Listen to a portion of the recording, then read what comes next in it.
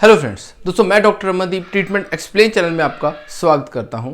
दोस्तों renal cortical cyst या फिर यूँ कहें किडनी की सिस्ट जो है वो कितनी खतरनाक हो सकती है या फिर इसको मेडिसिन की ज़रूरत होती है कि नहीं, तो आज हम इस वीडियो में विस्तार से जानेंगे कि रीनल कॉर्टिकल सिस्ट का ट्रीटमेंट क्या है और हमें कब इसका इलाज करवाने के लिए डॉक्टर के पास जाना चाहिए।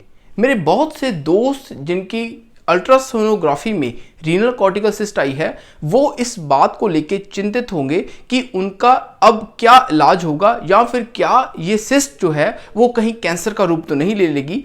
मेरी आज की वीडियो आपके इन सभी डाउट्स को क्लियर कर देगी और साथ ही साथ आपको डिटेल में मैं इसके बारे में बताऊंगा कि कब आपको इसके ट्रीटमेंट की ज़रूरत है। तो आइए दोस्तों चलते हैं वीडियो के नेक्स्ट पार्ट की तरफ। और आगे चलने से पहले मैं आपको हमेशा की तरह रिक्वेस्ट करता हूं, अगर आप हमारे चैनल पे अभी तक नए हैं तो हमारे चैनल को सब्सक्राइब जरूर कर लीजिए और साथ ही साथ इस लाइक बटन को भी दबा दीजिए अगर ये वीडियो आपको इन्फॉर्मेटिव लगी तो। आइए दोस्तों शुरू करते हैं रीनल कॉर्टिकल सिस्ट के बारे में जानना। तो बात करते हैं रीनल कॉर्टिकल सिस्ट के बारे में। दोस्तों सिस्ट जो होती है वो एक टाइप की सैक या फिर जो कहे गांठ होती है जिसमें कोई फ्लूइड फिल होता है, और अगर ये गांठ जो है वो किडनीज के सरफेस पे अपीयर होने लगे तो इसको हम रीनल सिस्ट कह देते हैं। अब इसके नंबर्स पे डिपेंड करता है कि ये इसको हम नाम क्या देंगे।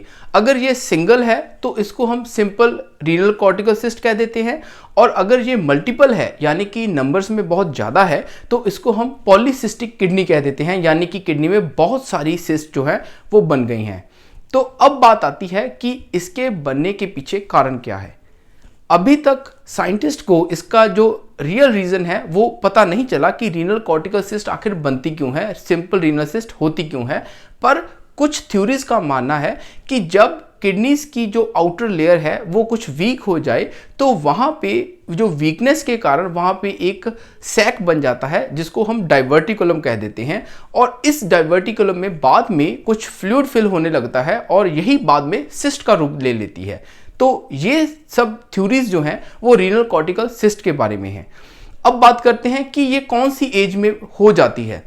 ज़्यादातर रीनल कॉर्टिकल सिस्ट की जो है कोई डेफिनेट एज नहीं है कि कौन सी एज में पेशेंट को ये ज़्यादा प्रभावित करती है, पर बहुत से पेशेंट्स जो हैं उनको इस बात का अचानक से पता चलता है कि जब वो किसी और कंडीशन के लिए और किसी मेडिकल कंडीशन के लिए अपनी अल्ट्रासाउंड करवाने जाते हैं तो वहाँ पे उनको ये इंसिडेंटल फाइंडिंग अचानकली पता चलता है कि उनको किडनी में जो है वो सिस्ट की प्रॉब्लम है।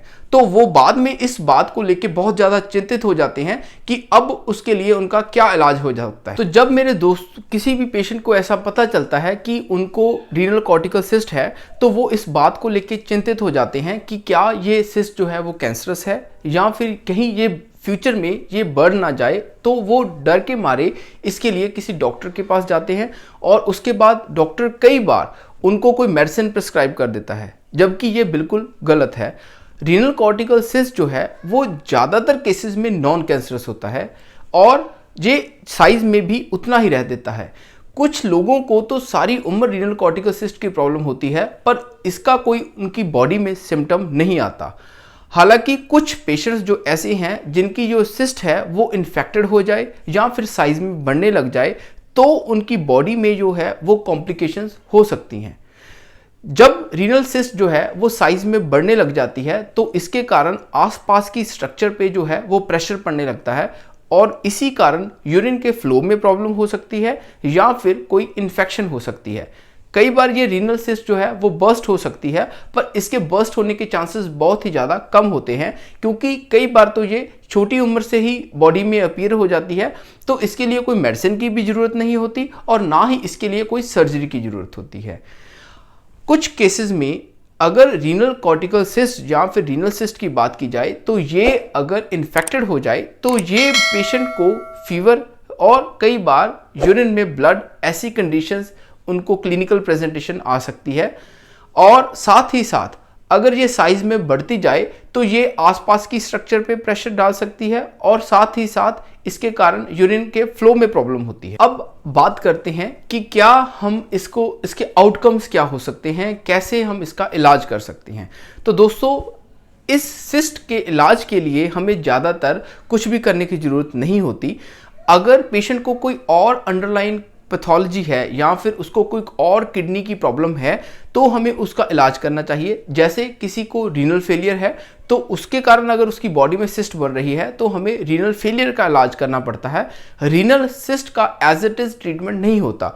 अगर रीनल सिस्ट कुछ साइज में बड़ी है तो इसको सर्जिकली रिमूवल किया जा सकता है, पर ये सब कुछ जो है वो स्पेशलिस्ट और पेशेंट की एज पे डिपेंड करता है कि उसको सर्जरी की कितनी ज़रूरत है। ऐसी कोई मेडिसिन नहीं है जिसको खाने से आपको रीनल कॉर्टिकल सिस्ट का साइज जो है वो खुद ब खुद कम हो जाए, तो इसीलिए आपको इसकी चिंता छोड़ देनी चाहिए। हाँ, आपको पीरियोडिकली अपने रीनल फंक्शन टेस्ट और साथ ही साथ अपनी अल्ट्रासाउंड करवाते रहना चाहिए, जिससे आपको इसके साइज के बारे में पता चलता जाए। और साथ ही साथ अगर कोई इसके साथ एसोसिएटेड कॉम्प्लिकेशन आपको फील हो रही है तो आप इसके डिस्कशन आप अपने जनरल फिजिशियन या फिर अपने डॉक्टर के साथ कर सकते हैं। तो ये सब बातें थी रीनल सिस्ट के बारे में। उम्मीद करते हैं मेरी इस वीडियो ने आपके काफ़ी डाउट्स को क्लियर किया होगा। अगर ये वीडियो आपको इन्फॉर्मेटिव लगी तो प्लीज़ लाइक का बटन जरूर दबा के जाइए, और साथ ही साथ अगर आपने अभी तक हमारा चैनल सब्सक्राइब नहीं किया तो हमारे चैनल को भी सब्सक्राइब जरूर कर लीजिए। धन्यवाद।